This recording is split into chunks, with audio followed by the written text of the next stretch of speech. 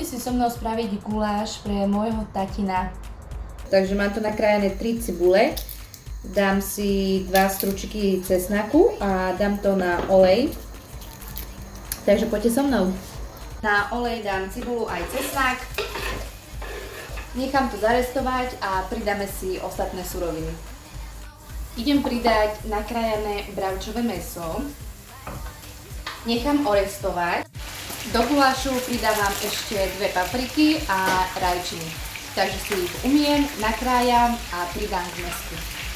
Pridáme si najprv soľ, mletý kmín, čierne korenie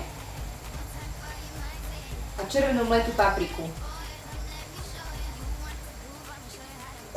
Teraz tam pridáme papriku a rajčinu.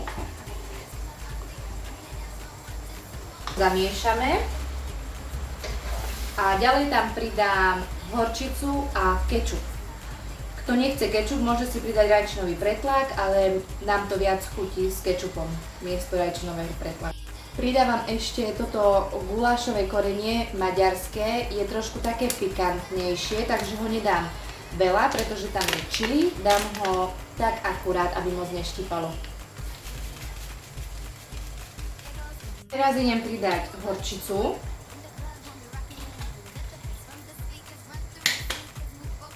Kečup. A nech to pustí šťavu vlastnú a potom až podlejem vodou. A v pravom guláši nesmie chýbať klobáska. Ja mám túto dunajskú, takže si ju nakrájam a postupne pridám do gulášu.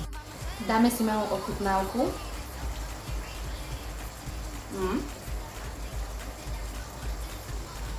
Myslím, že môže byť.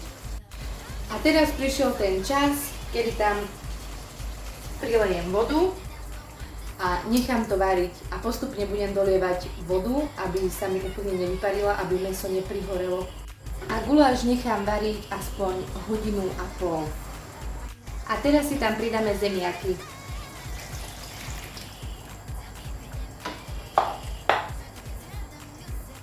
A necháme znova variť.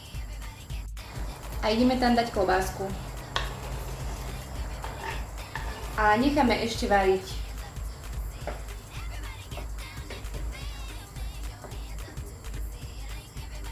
Tak a gulášik máme hotový. Ja som tam pretlačila ešte pár zemiakov, aby sa trošku zahustil. A pridáme nakoniec majoránku. Takže šup majoránku. Au. A máme hotovo.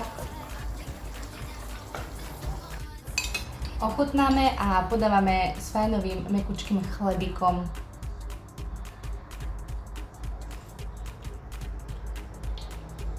Výborný. Mňam. A taký tip, kto má doma kotlík, tak odporúčam urobiť v kotlíku. Je ešte lepší.